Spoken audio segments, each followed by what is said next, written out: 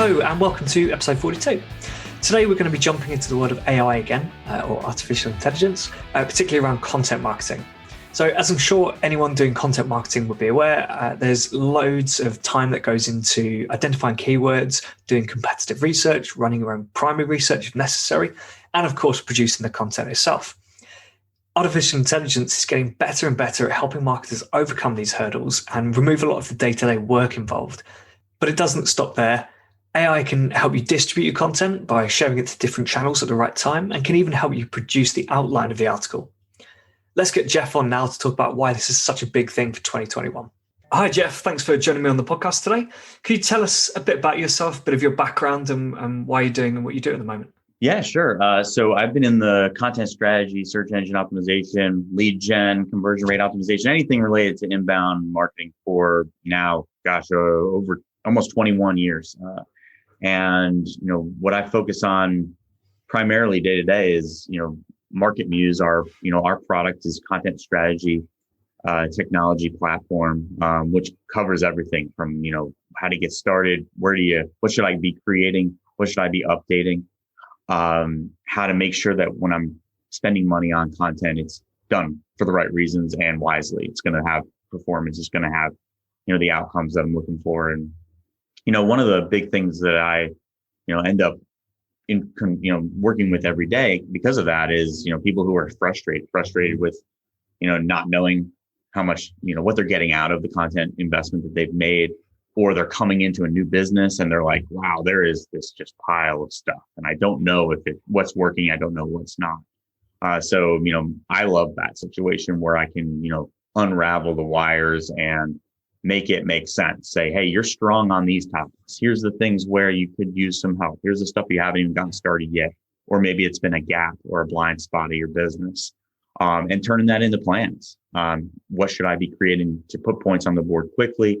How do I achieve, the initiative? I want to own this topic. I want to win on this, or maybe even just getting ahead of risks, making sure that, if you've got a competitor who's publishing, faster, better, smarter than you are, how do we get ahead of that and turn it into a competitive advantage for us? So anything under the sun relating to how businesses create content fast and efficiently. Yeah, I suppose one of the dangers is if you put together a kind of a long-term strategy and then 6 to 12 months down the line, things have changed a bit. But if you don't change your strategy, you do start to kind of fall behind, miss out on new opportunities that pop up. So you're having a tool or something in place that you can kind of reference even every day, I suppose, just to double check, like a little sanity check on what you're doing. Yeah, absolutely. Things can change on a dime. I mean, whether it be because of a major competitor entering a space, the meaning behind words can change over time. You could have major news events. You could have, intent changing, the way people think is changing. And so if you don't leave room for opportunistic wins, you're just missing out on a huge opportunity there. Obviously, that's the meaning of the word, but you're going to have some reactive items. I always like to tell folks if they're really used to having a rigid, editorial calendar, they should carve out a certain percentage for finding great, quick wins, things that they know will have, meaningful impact, and then also for reaction or reactive items. So it doesn't have to be a huge amount, but yeah, the days of planning a competitive or an editorial calendar, many months in advance is just extraordinarily passé, and it will end up, you'll leave a lot of money on the table. So yeah. So what does a standard day look like for you? Maybe not right now. Well, it's interesting. Probably since the last time we spoke, I have a new role. I just transitioned from being kind of co-founder and chief product officer for MarketMuse. So in that role, I managed the head of marketing as well as our CTO, who owned engineering, data science, product, and so I was doing anything connected to those two areas. Everything related to how we market our business, both from, we've created a really significant inbound machine through all of our channels. But in my new role, I'm actually what's referenced as a chief strategy officer. And so I'm really, really focused on understanding where the industry is going, kind of, they call it horizon scanning, and also making sure that many of our innovations and our major new initiatives get set up properly for success. So I'm transitioning on January 1st to begin working on some major innovations in our natural language processing and generation platforms, as well as some of our data offerings, which are still very much in their infancy. So that's going to be a big thing for me next year. It's going to be, we're focusing on the customer, understanding what they need, and then making sure that our innovations align with those, really, really hefty initiatives as a business. So. Cool. Yeah. I think, definitely see the value in a role like that, where you're, just constantly looking to improve what you're doing, and not just saying, right, we've got the product, let's just get it to market, get it into more people's hands, and focus on that, which, you do see a lot.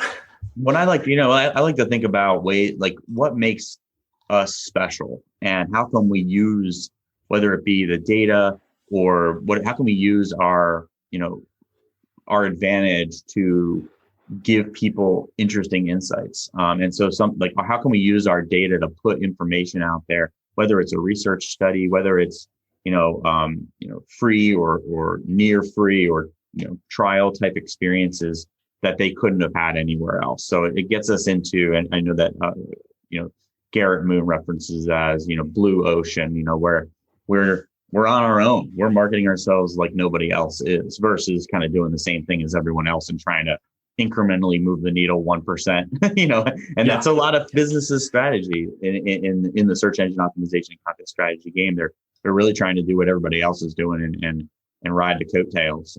But we're always really thinking about how can we frame what we're doing as extremely unique, because it is. It's like nobody has ever released a natural language generation platform for content marketers.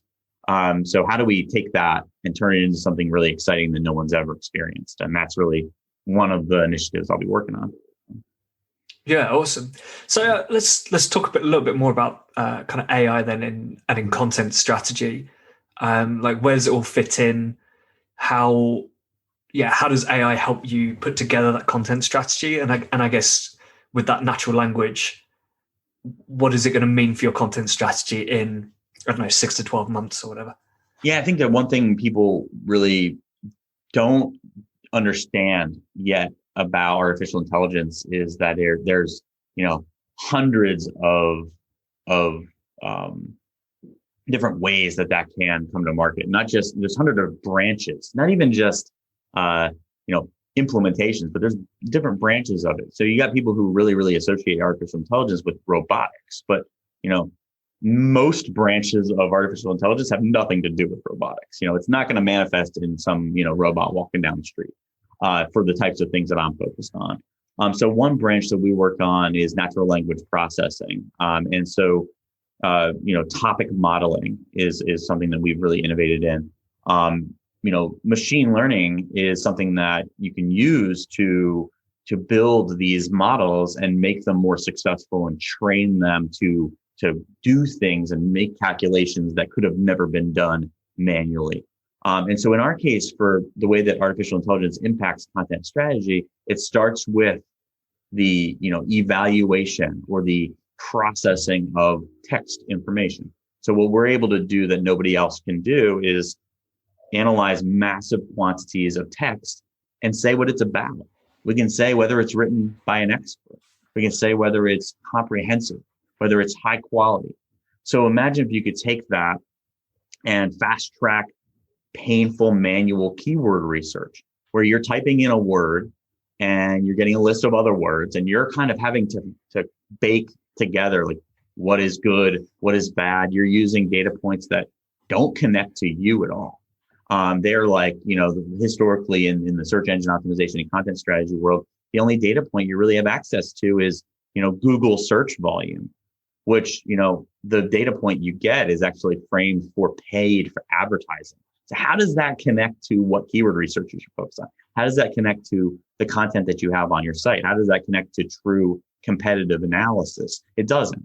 And so what MarketMuse is focused on is building solutions that allow you to kind of speed up that process and integrate data points that really tell the story about what you should be writing, because you've got historical momentum, because you need to do it to achieve a goal, or some other point that's better than just, watching a trend and trying to follow the trend, because that's not going to differentiate your business. When you really think about the goal of what you're building, why would it matter? Is that really going to manifest in success? And I always ask people who are using, that as their, kind of North Star, how often are you successful? How often do you take a keyword research process and execute on it, and you predicted the outcome even remotely accurately? And the numbers are staggeringly low. And so what we're able to do with our, massive scale trained and tuned models from a research perspective is take you from, I kind of know what I want to do, to here's exactly what I should do to have predictable outcomes. And that's a huge sea change for this industry. So you can actually go into content planning almost immediately. And then we take it the next step further, and we're doing situations where, I know it sounds wild and crazy, but we build outlines for writers. We actually generate content briefs that walk through a possible narrative, walk through the questions that need to be answered, the links that should be included in that piece to tell the story that they are an expert. So this is really another acceleration for writers, to where they can say, I know that when I execute on this piece, it's going to be successful. And then the last piece, we're really starting to innovate and launch. We actually have a new product launching in January. It's currently in beta for our current customers, is taking it even one step further. So feeding in that brief and starting to write draft content to inspire your writer. So imagine, instead of sitting there and typing in a word and getting a possible list of keywords, and I'm like, maybe I need to write this article, and I'm not even accounting for my existing content. I'm not even accounting for who I am. I'm not even accounting for my goals. Well, with what MarketMuse is doing, I can start with that topic. It'll tell me if it's a one I should focus on, and it'll take me all the way to draft in hours, instead of, I agreed on this keyword in a few hours, and I don't even know why. So we're going like as far down the road as we can with artificial intelligence and natural language processing and language modeling, so that writers can do what they're supposed to do. They can do what they love doing. They can be creative, and they can write. And they know it's going to be successful. So it really changes the way that, people are thinking they have to execute content. No, that sounds really awesome.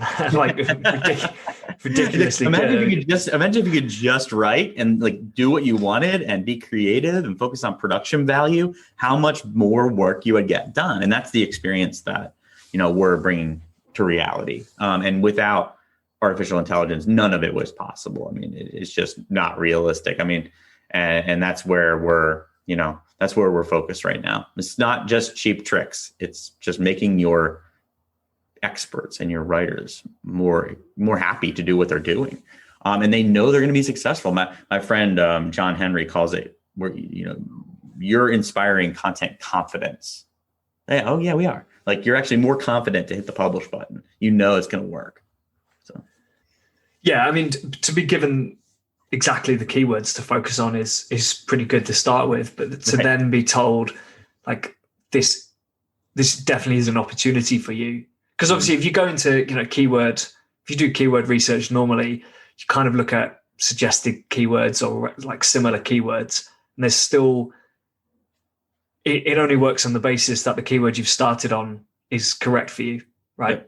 Yeah, exactly. You get that start point wrong, it's going to suggest you, it will do its job correctly and suggest you other keywords to target that are similar to what you've told it to target, but it might be completely irrelevant to you. It relies on you to make decisions, but it's so ingrained in your brain. Like, people are so used to it that they don't think about that. They don't actually add that load into the costs, and that the fact that they historically have probably been wrong more often than they've been right in making those decisions. So they just take that as the gospel, that they should be the one that drives the start of the bus. and it's going to help them. But they don't ever go back and say, oh, actually, it took me into a wrong direction. I mean, the easiest way to describe it is, if you on your personal site go write the best review ever on, the new iPhone. If you put that same article on, let's say CNET, they're going to do well and you're not. And if you can't answer why, your keyword research is going to be pretty futile. Yeah. Like, because you're making the jobs so easy and taking part of the research work out of the process, is there the risk that, I guess, a lot of the content produced isn't as good because people don't really know why they're writing it? They just know they're supposed to write that article on that topic, and they've been given an outline. If they go all the way, with MarketMuse, for example, they get the full outline or maybe even the draft of it, but they don't really know why that article is being written. They just go into it and go, right, I need to just kind of edit this article, make sure it makes sense and that it's correct and our tone of voice and stuff. So actually, potentially businesses start, and I suppose it's only a plus for the ones who do it properly, but almost like getting rid of the SEO people and the marketers and just saying, well, actually all we need is an intern or an admin person whose job it is to just go and make sure this article makes sense. Yeah, I think that it stratifies. First of all, I think it raises the bar on the lowest common denominator. But I think it really does stratify the teams who, it's probably the same groups who are looking to spam right now, and they're trying to buy the cheapest possible, the 2 cent per word content and publishing that without really thinking. Or they're writing content that, you land on a page and you're like, wow, this is written by someone who has no idea what they're doing. I think that same class of person is going to level up, but they're not going to inspire, that subject matter expertise. They're not going to be creative. They're not going to take this, these building blocks and turn them into things that are fantastic. They're just going to, fill out forms and, hit publish. And that's not the spirit of it. But I think that, the more you think about how writing networks have worked for the last, 10, 15 years, is you send them a title tag and you get something, right? Yes. You have no idea what you're getting. And, you might have paid for a couple rounds of feedback, but are they truly producing wonderful stuff? I think that the one thing that I'm looking to, change the way that the world works from a content perspective is, I don't want that low quality content. I don't want that, that 1 cent, 2 cent per word content to even exist. I don't want that market to exist. If those folks are going to get that kind of a price point, I want them to at least be able to build content that's readable and high quality.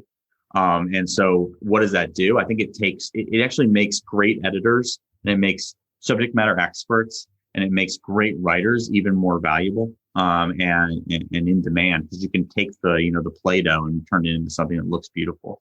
Are there people that are going to, try to get by with meets minimum? Yeah, but that's not the best choice for your business anyway today. And you look at how that's damaged publishing networks. I mean, I'm not going to name any of them, but they've all had to go back over the past 5 or 6 years and rewrite everything if they went out with that approach, because it just catches up with you. The low quality content catches up.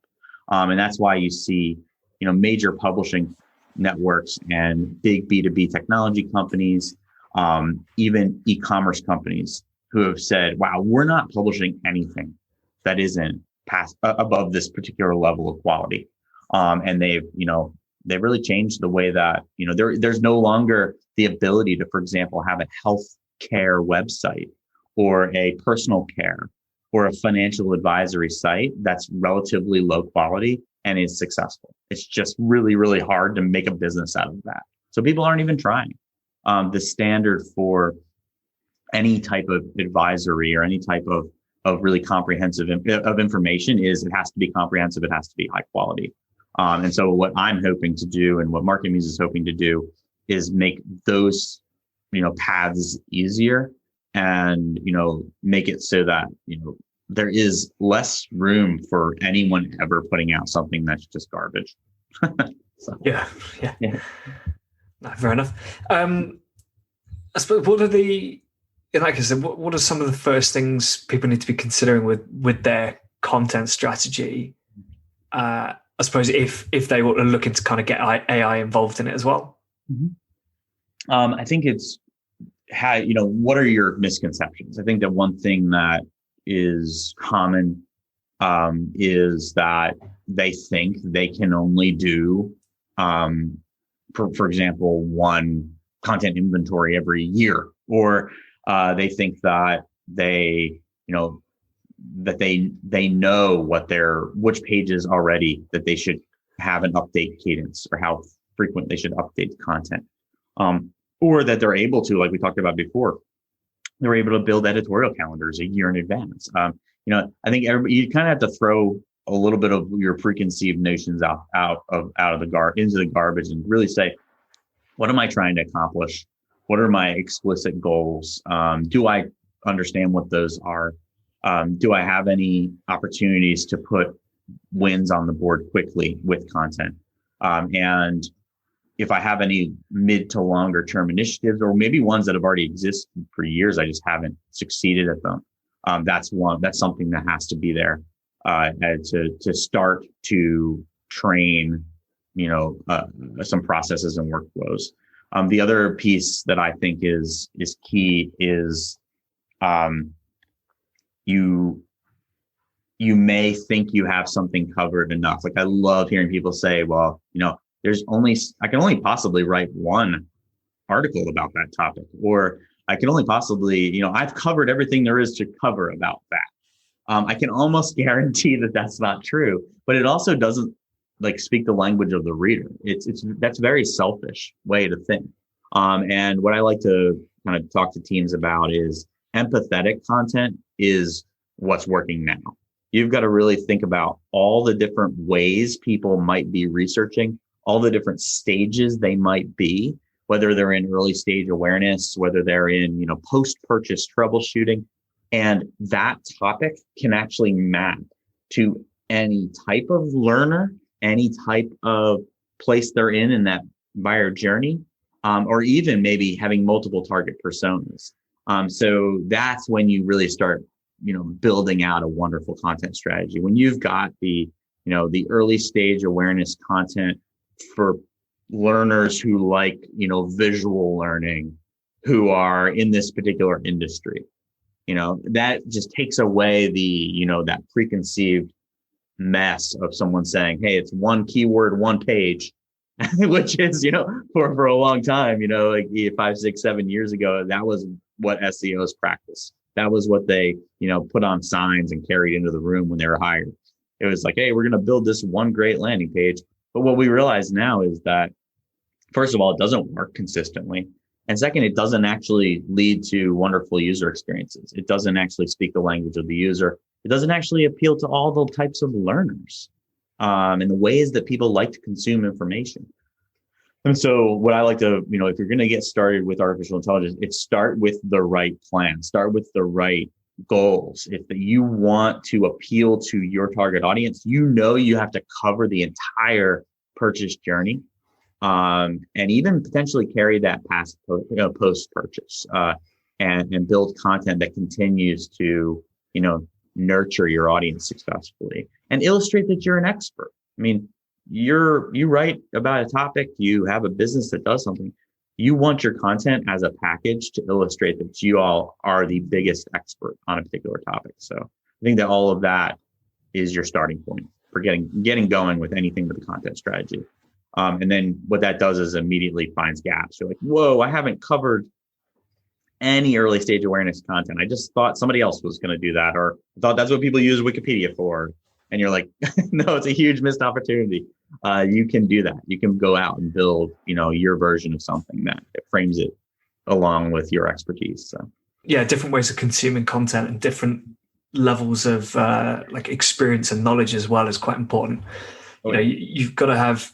You can't write one article which appeals to both people who have no idea what they're talking about, right, and people who have been doing it for 20 years. Exactly. But then equally, you get a lot of beginners guides to SEO, for example, and then advanced guide or ultimate guide to SEO. But if you write that advanced guide, there's kind of two ways of writing it. There's writing it for the beginners who have done that early stage stuff and are ready for the next bits, but still need it explained quite simply. And then you've got the advanced stuff for the experts who are still looking for those kind of other ways of thinking and those extra opportunities. So even that advanced guide is going to be like for two completely different audiences. Oh yeah, exactly. And that's even when, you start to then think about, are you truly connecting the people who are reading it? And that's why I love to kind of really think through all the intents, all the different types of reasons why somebody will be looking for something. Because you start to think, wow, well, what would it be? And I like to ask a lot of what would if somebody were looking for that, like you mentioned, guide to SEO, and they land on that, and they are a small business owner in Albuquerque, does the advice you give them actually help their business type?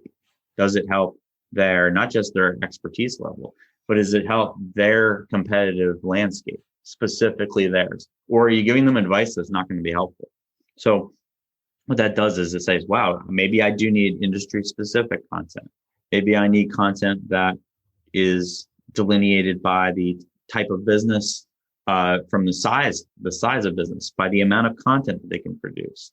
Really, really diving in and showing that you're empathetic versus, I just need one really long article on this so that I can try to rank. And I think that that's, the journey that takes you from being a keyword jockey into a content strategist.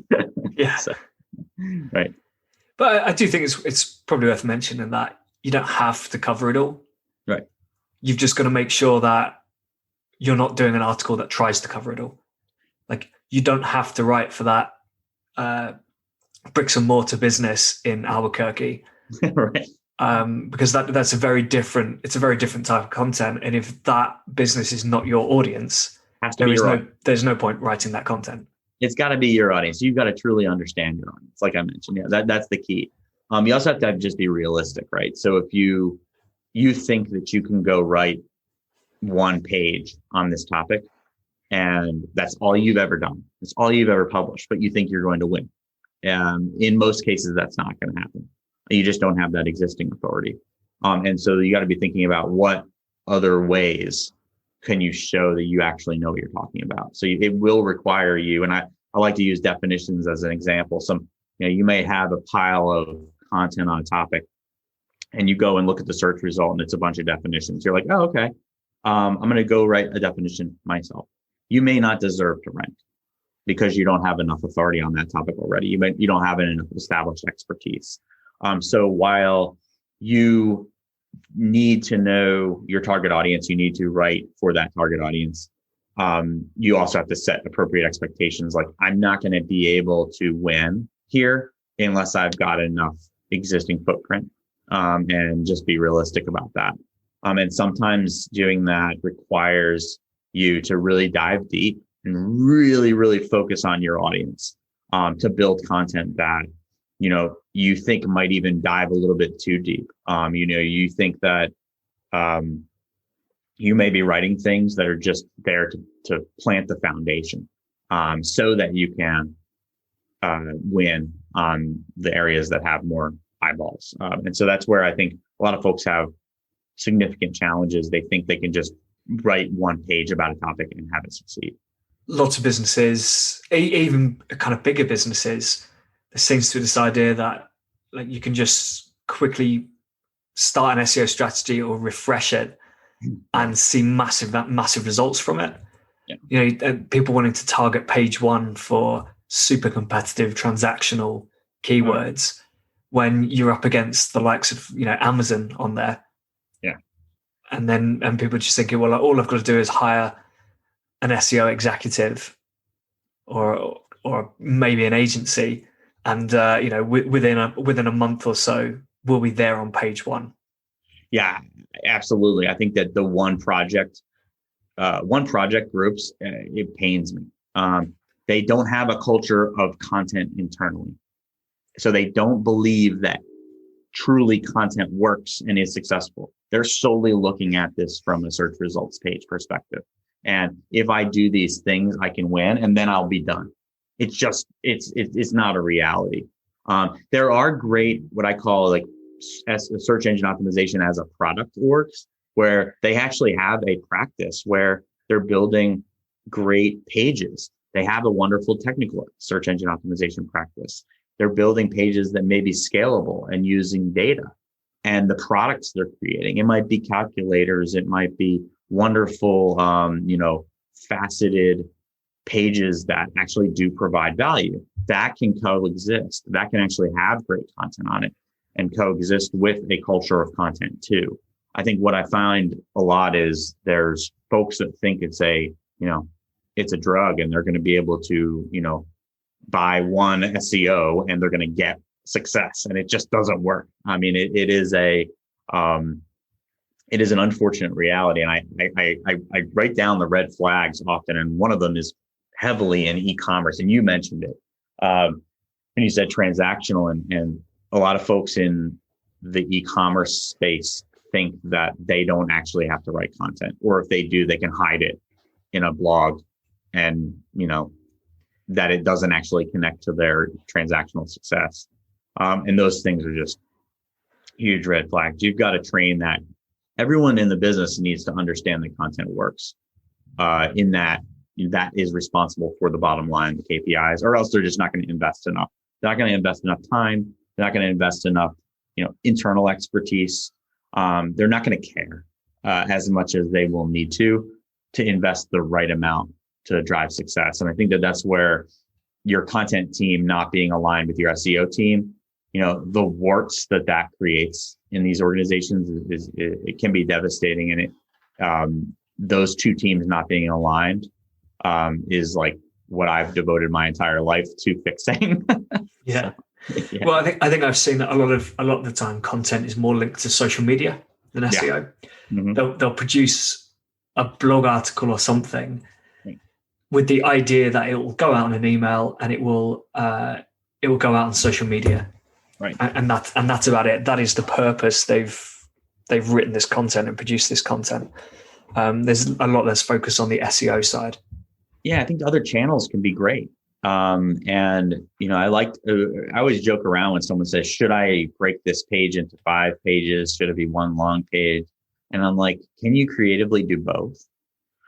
Any article you write that is part of that content strategy, it's part of the cluster of content you're creating, or it is, for the purposes of growing authority or gaining search engine performance. That if you can't turn that into a social media win, maybe it's not all that good. If you can't, get a hybrid of that page, or a repurposed version of that page doing well in social, or you can't position that piece so that it's worthy of emailing your audience, maybe it's probably not something you should write anyway. You need to be thinking about, maybe it's not all that creative. Maybe it's not all that interesting. Maybe it's actually not targeting your audience. And then on the flip side, is that social media piece that, you get used to. It's, that cadence of win with social. Like, let's say you have a static audience, everything you write that has this particular frame on it will always give you this much steady traffic. So you start punching that like a heartbeat.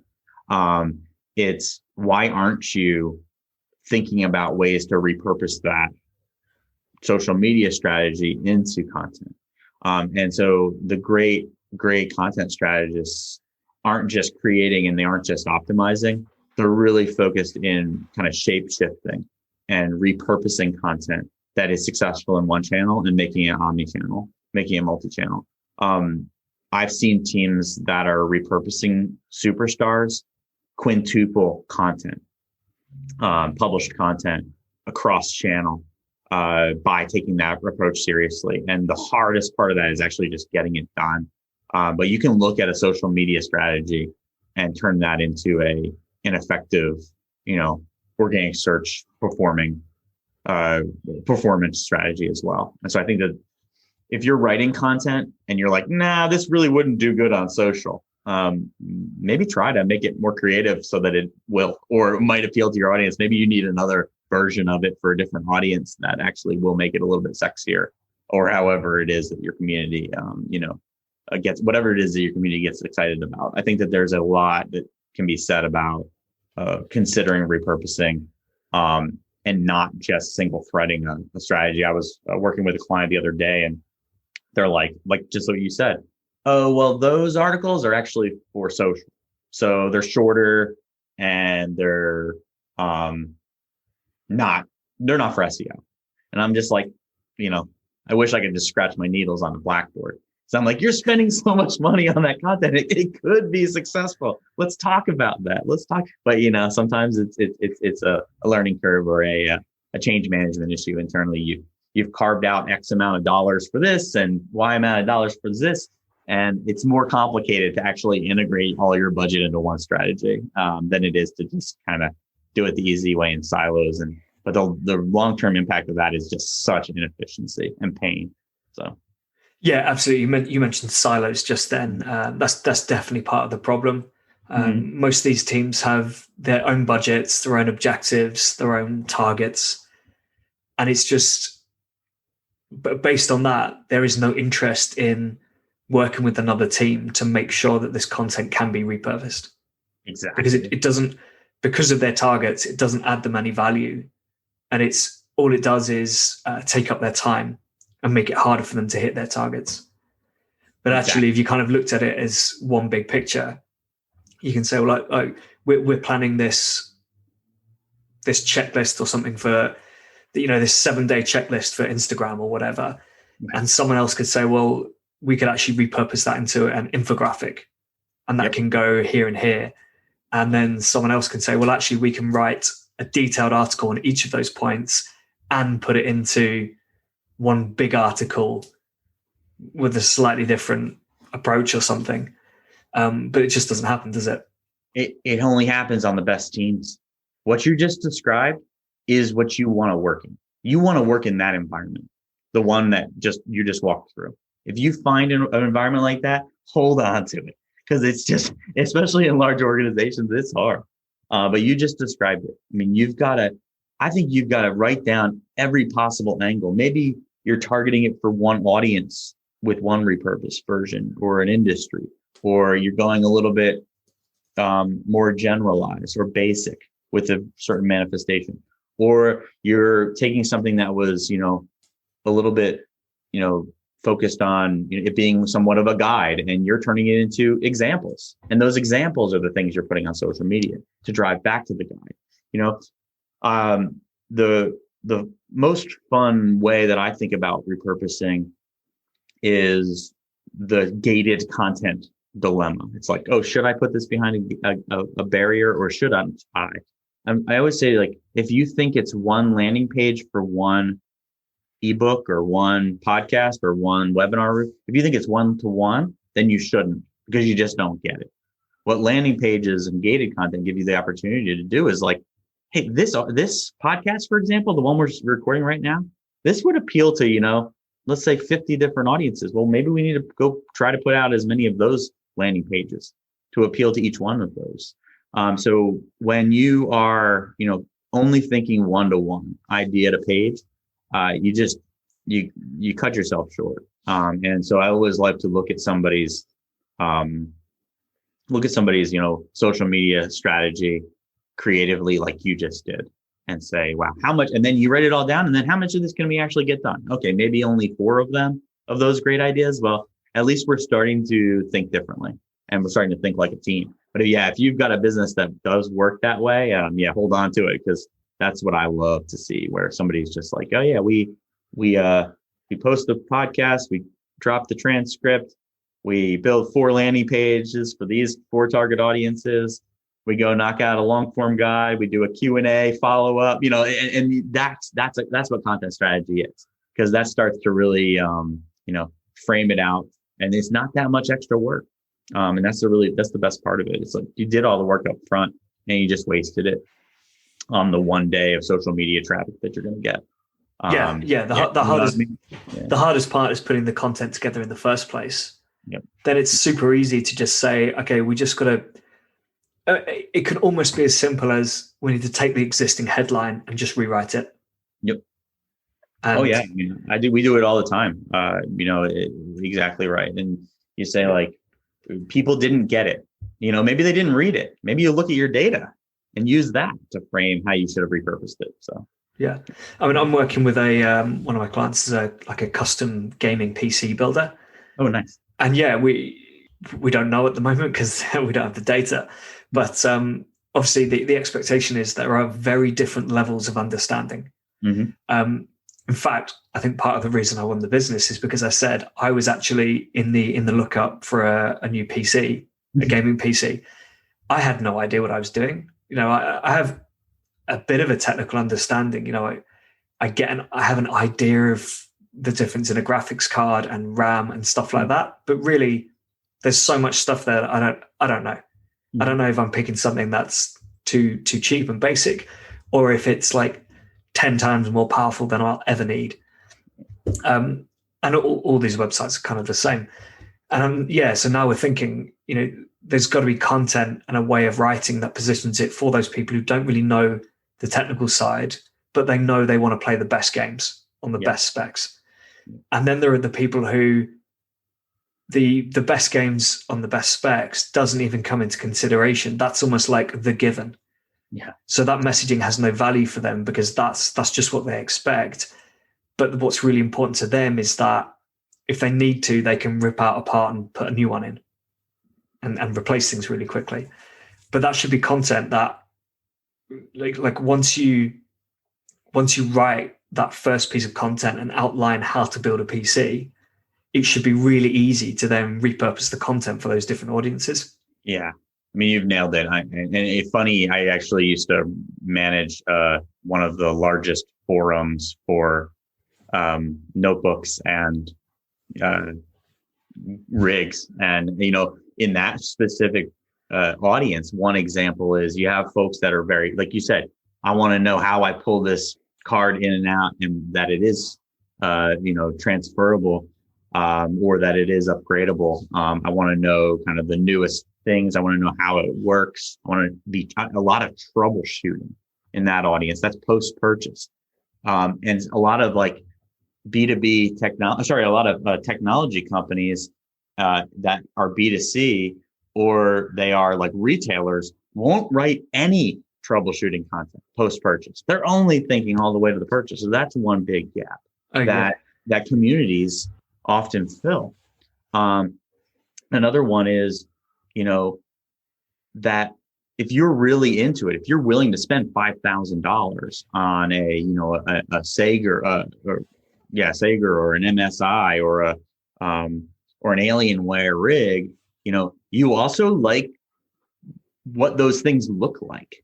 You like that's your like Lamborghini, right? You like the ways that they are set up. So, one thing that we did was we built out content that highlighted, the way that these systems look and people's like almost showcases of, the most extravagant ones or the ones that, what does the gaming rig that plays this game perfectly? Like it has at least these specs. And, so we've done, that was a really cool example because it's one that I've done a lot of work in.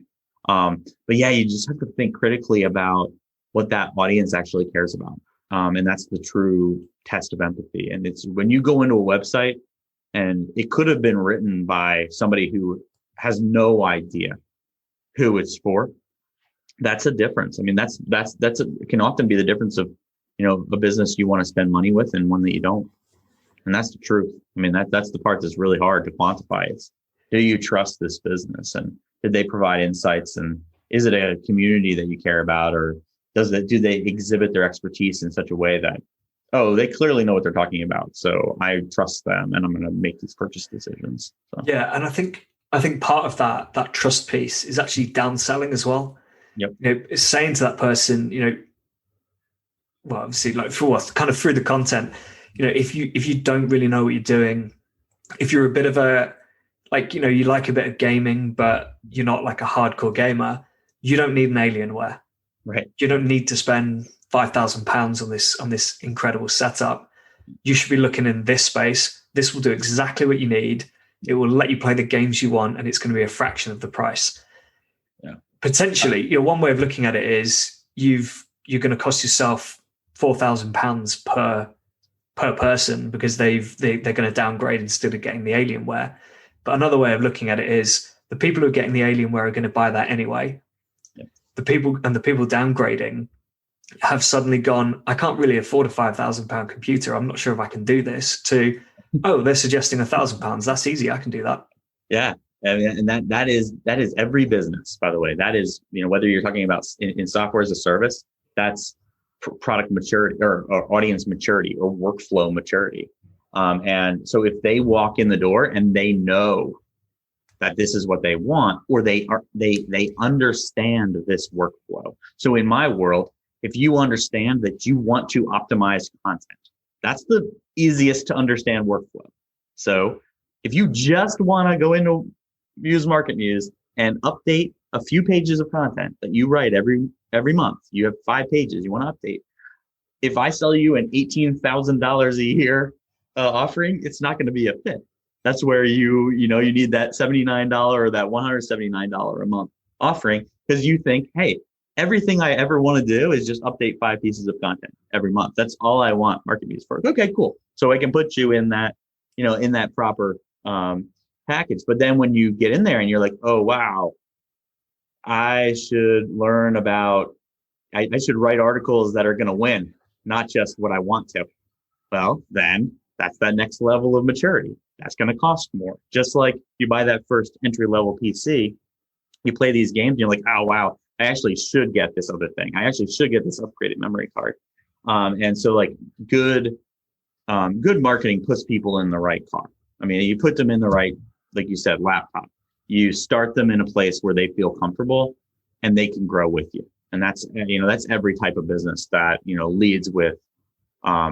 leads with and understands their audience and, doesn't just, throw them in a race car and expect them to race Formula One, because that just doesn't happen. If you've ever sat in a race car and you're not trained, I have unfortunately done this. The first time you press the pedal, it feels like you're in a spaceship and you should not be driving that car. In fact, you probably drive the car around the track slower than you would if somebody just put you in your normal car.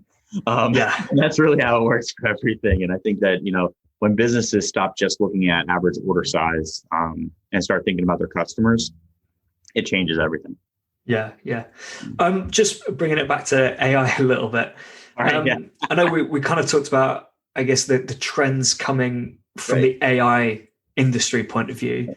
But do you see any big trends in the way that businesses will use AI? I think that content marketing.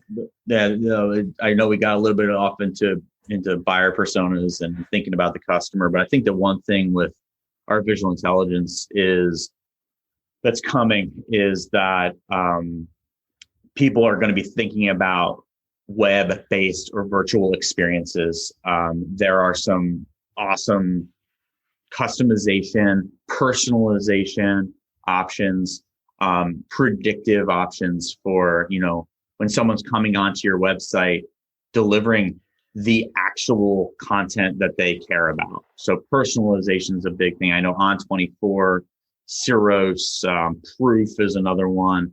But I'm just naming off random vendors that do things you can check out. But it's like where I go on the site and it predicts based on what it knows about me or characteristics about me that it can learn over time as I'm using the site, experiences that I would like. I mean, I think that that's coming from, my particular space in natural language processing, topic modeling and generation. Artificial intelligence generated long form content. Where, I'm saying long form, like not a sentence, longer than a few sentences, where is going to be part of the workflow.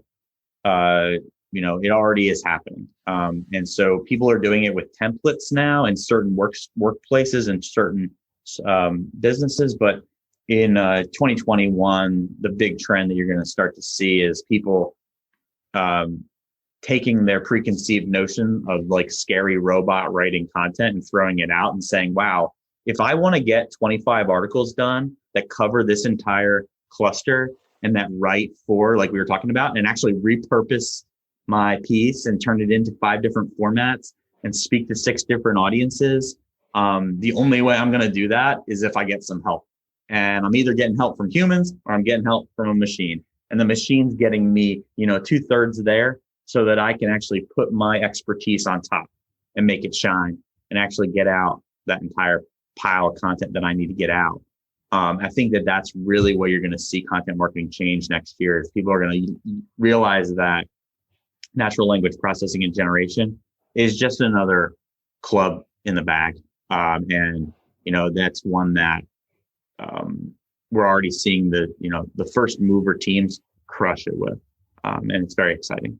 Yeah, I think makes sense on the content side. Like you said, if I was just thinking that before you said it actually, but yeah, if you've got a way of writing 25 articles about a topic to cover all the different aspects and different personas and things, yeah, you've either got to hire people to do it, and then your quality is going to vary. It might all be good, but the quality of tone of voice will vary. There's always going to be those changes and things, and that's not always a bad thing. It can be good to have it obvious that there are different writers on a website. Yeah. But if you can kind of press a button and come back to it tomorrow, and you've got the outline of 25 articles, then it's pretty great. But by the end of the week, you can have those articles done. Yeah. Instead of by the end of 6 months. Well, and we've quantified we've tried to quantify what it means to be an expert from a standpoint of quality and comprehensiveness.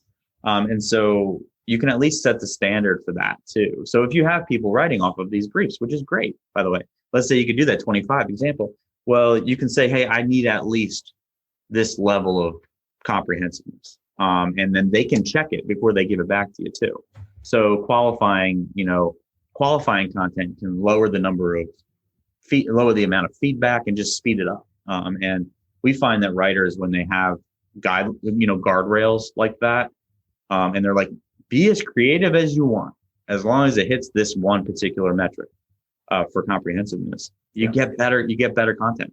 I mean, and that's so consistent. You get higher quality content because they're actually able to focus on writing instead of, oh gosh, do I need to, go do some more keyword research? And no writers really love doing that. Yeah. And then, so just on the personalization piece, I think that's really important as well. I'd love to see more of that come in, where it's not just saying, I don't know, you bought a black t-shirt, so we're going to show you more black t-shirts because that's obviously a product you like. Right. Kind of digging into more of the data and more of how you've actually browsed the website. Might be how you've interacted with emails and things as well. Yep. And pulling that data in to try and work out what is the product we need to be recommending you next. I mean, okay, maybe it's a bit of an easier example, but with the PC builder, we know you've taken this step, you've bought this PC. So what is the tool going to suggest you next? And it shouldn't just be the latest graphics card in a line or just the next one step up. It can be considering a lot of what you did, like how much time you spent on the website, how much time you spent putting that PC together, whether you interacted with customer support or sales to get advice and things, or whether you read blog articles as well, to try and get an understanding of your understanding of what you're doing. So then it can say, well, yeah, this person's still a bit of a beginner. So in 12 months' time, let's recommend them this little upgrade to take them to the next level. Or it says like this person's super keen, like they really know, they might not know what they're talking about too much, but they're really keen to understand it. So actually, we think we can push them a bit of a bigger upgrade because it's going to take them to several levels up, which is what they're really going to enjoy. Yeah, and I think that for a long time, what you're describing, I think that marketing teams have almost hurt themselves by thinking about what you just described as being only like nurturing or lead nurturing. So they have, nurture content that they email in a cadence, and some people read it, some people don't. That data exists in your existing analytics. So there are some businesses who are heavily focused on intent data, and trying to derive conclusions like you just described. It's actually a business I used to work with, is one of the people on the forefront of that. And walking somebody through and saying, hey, if this person went in and they read every middle of the funnel pricing comparison content item that you had, and they walk through your site like that, what is the ideal thing that you should communicate to them? It's not just, oh, I should call this person because they're a hot lead. It's, you should give them an experience that is the right next step. You answer their next 5 questions. That's going to actually cultivate a better nurturing experience. So I think that this is what people are dreaming about, but they're not yet it's not yet manifesting on their site, because they're not putting all that usage data into their site such that they can deliver the right page. They're just kind of thinking about it like promotions and promos, and or they're thinking that nurturing something separate. That the surge of excitement that somebody, when somebody is in that learning journey or that reading journey or that purchase journey, how can you turn that into a conversion point, successful one, and one that's going to have potentially less situation where you're putting them in the wrong car, right? And you're delivering the thing that they know they want to buy, and they end up buying the wrong thing. Like you said, it's like making sure you're trying to personalize that what they purchase is likely the right thing. Yeah. I think it's that a lot of businesses will have that one criteria for how we target someone for the next sell. So how many times do they use this app? They use it 10 times a month. Cool. Let's just let's get in touch because they seem pretty happy. Let's see if we can get some more money out of them. When really it needs to be, what are they doing those 10 times a month? Yeah. Okay, that indicates they're probably still a basic user. There's no point trying. Mm-hmm. So I guess just a couple of questions more about your experiences. Do you have any pet peeves when it comes to marketing? Oh, I have so many, especially in search engine optimization. It's just unfortunately in our space, in search engine optimization, content strategists, content marketing, a lot of folks don't accurately represent how they make their money. And so that manifests as marketing affiliates. It manifests as people selling services that are attached to other vehicles. So I think that the biggest challenge I have is where, marketing affiliates present their opinions as best practice or as facts. And they are, using persuasive or, outright wrong things to sell or make money without that disclaimer being clear. I think it's really that bias has hurt the content marketing space over time.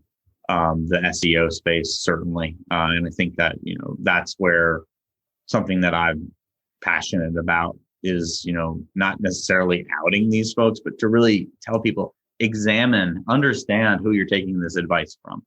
I am clearly I desire, if you want to do content marketing, if you want to do search engine optimization, I certainly think that MarketMuse needs to be part of your arsenal. I also think you should buy Ahrefs and SEMrush. And I also think that you probably need a competitive analysis solution that is for, particular like brand space and understanding PPC and what people are buying. I'm very, very transparent. It's the folks that skew their advice because of what they're selling that I feel is the biggest pain, because you get people who are almost advocates, or they're followers of these egotistical visages or these people who represent this one strategy, and they do this strategy and it doesn't work for them. And they're like, SEO is broken. It doesn't work for my space. It doesn't work, when really they were just following the wrong deity. And they should have been focused on the facts and the best practices. Yeah, I know what you mean. Kind of marketing gurus who come out with, this is the exact steps. These are the exact steps I took to get 100,000 visits to my website. It's pain. And it just, and then they sell that as a course or something. Yeah, And I equate it to touts. I equate it to like sports picks, like people like more gambling, gamblers and sports gamblers. Like, this is my lock of the week, like that's the case for us. And we still got a lot of grime that we need to clean up. And that's one of my big pet peeves. Yeah. So just finally then, is there a particular area of marketing that you think is underrated at the moment?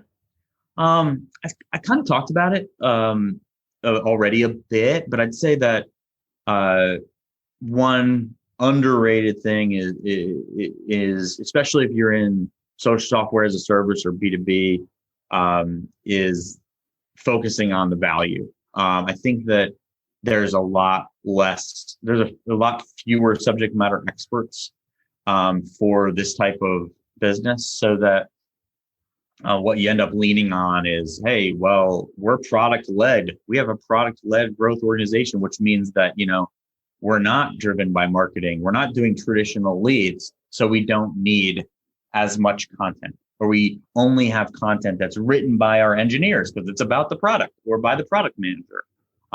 What that actually does is it lowers the value. You still need the same fuel. You still need the same customer focus. You still need to understand the user journey and the value to get the maximum amount of people to engage with your product and have success.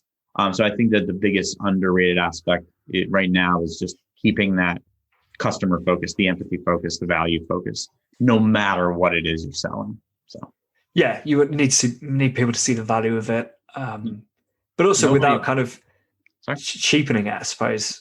Mm-hmm. Like if you don't do that, the risk with the kind of the engineer-led marketing and stuff is that people start to think, well, if this is so easy, why does it cost $300-$400 a month? Yep. Like exactly. you're making your tools sound really easy and so basic, and that actually it's only going to save a bit of my time or something. Exactly. There must be another tool out there that'll be cheaper. Yeah, exactly right. And no one wants to buy features. Yeah, exactly. So you realize that you're in trouble. Yeah.